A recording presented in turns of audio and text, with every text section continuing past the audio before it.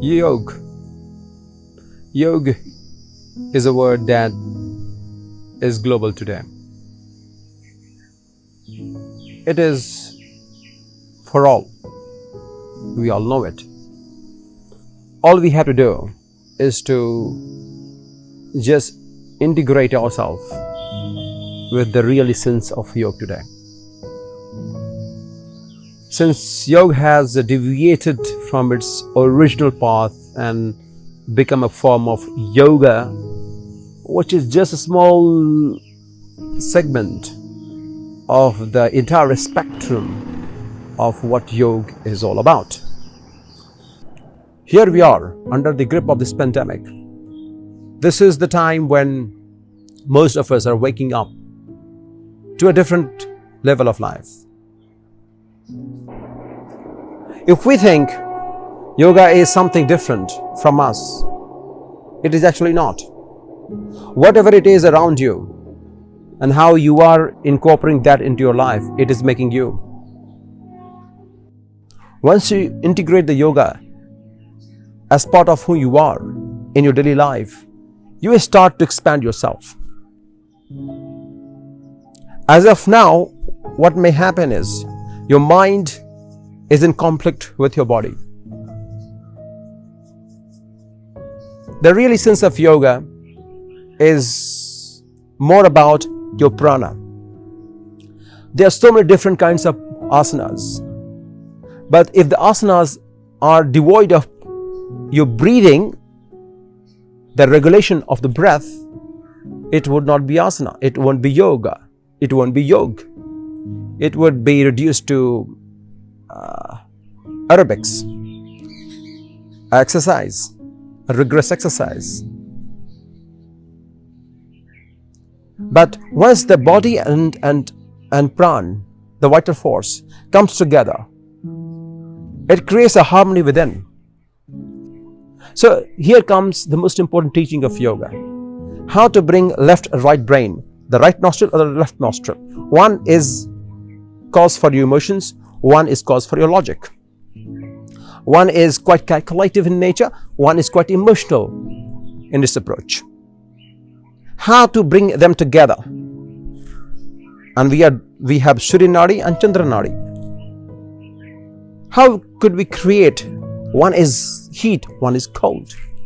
Don't we live in a society where there are diverse kind of opinions and thoughts processes and different ideologues? But we have the system here. There is an inbuilt system within. There is a conflicting nature within that we have to create harmony between both of them. Once we do that, what we are able to achieve is something magical. And it happens with the prana. With the vital force being regulated consciously can create a harmony within the body. Your body will not react in a way that will suck away the power that you could treasure. There is a secretion of chemicals in the brain, but it happens automatically, without your control. If you bring your prana, vital force, to a certain level of regulation, you could actually be in control of those chemicals. Can you imagine that? That's the power of the very preliminary stage of yoga. Awesome. We could achieve that level. That's why there have been many yogis from kind of the monster of anger to becoming a saint of peace, or to becoming a messenger of peace. So on this very special day of Yoga Day, when India, the Bharatvarsh, has given the hope and the meaning to the world, which not only incorporates the idea of living in harmony with everything, living in harmony in society, but living in harmony with everything around you. Even with a cat, maybe a dog, maybe a cow, maybe a buffalo, anything around you. What is needed here today is sentiment. And sentiment which is intuitively driven. And that intuition comes from the essence of our life, the life within, that exists within. That we know is pure consciousness. And that pure consciousness permeates through everything, including this leaf of tree. Yoga is one science which can just do everything. It is a science which will take science to its origin, and that is, nothing is much more capable than the human mind, and that mind has a source which has to do with the prana, and prana which has got a source within, which also permeates with the same level of energy as in this universe, in the form of air, the oxygen that we breathe in, without which we cannot think of our existence. So, the final message of yoga is all about finding your root, the very root. From where you operate, there's nothing as significant or as trivial as your mind makes it. Nothing at all. That is the essence of yoga on a very preliminary stage. Yoga is that technique and that instrument that will equip you with that mechanism under which you could be intuitively guided and make your own decision. You will know that there is one out there who can handhold you through the process. And there are masters like that who can handhold you through that. But most importantly, the eagerness within, the curiosity within, that has to be ignited, has to come from you. And that will happen only once there is an aspiration for achieving higher than what you have known is realized. So, can you do anything in your life just by your own self? Not possible. The only way we can think of the existence of this universe and our own life is to create a harmony. And that harmony comes from within. Neither my failures nor my success will determine my way of life and who I am as a person. Nothing can dictate your life. Nothing can govern your life. And that comes from, that idea originates from yoga. Why? Because once you are able to align your body and mind together at a juncture, at a specific place, on the same page where mind and body come together, there is a harmony.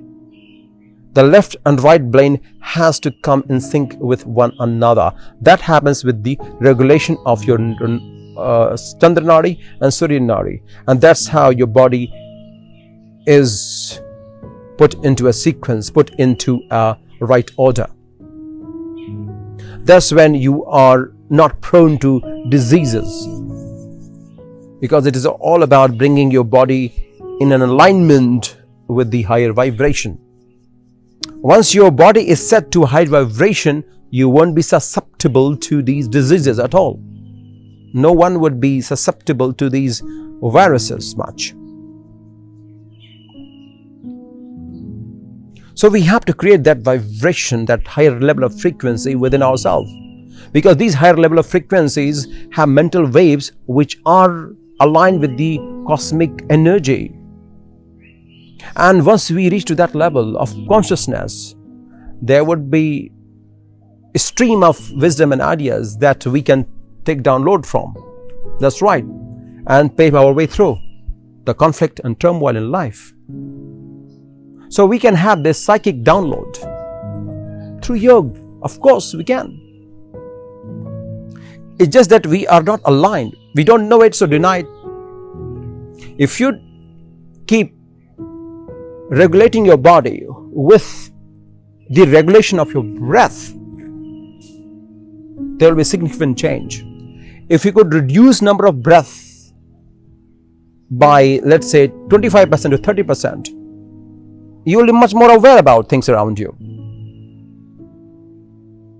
You won't be so easily distracted, because concentration is a luxury today. You have a big car, you have a big house, but you don't have a concentration. It's really, really luxury today in the world. So, how could you find yourself do what is needed? Is the message that yoga wants to provide you and help you with. You will know that mind inclination and dispositions which are so repetitive in nature, and I find myself in a loop. Why? Because I have created a cocoon of my fantasy and I can't come out of it. But there is an awakening which happens through yoga, which could be achieved by regulating your breath at a certain pace. With the different branches of yoga, which has rooted the world in a way that yoga is much more promising in terms of providing good health and other well-being, it is utmost important that we realize the other awakening of yoga, which is to do with our own essence of existence. So with this word, happy Yoga Day, and let the Yoga Day be not just a day of celebration and awakening, but be part of our life on daily basis.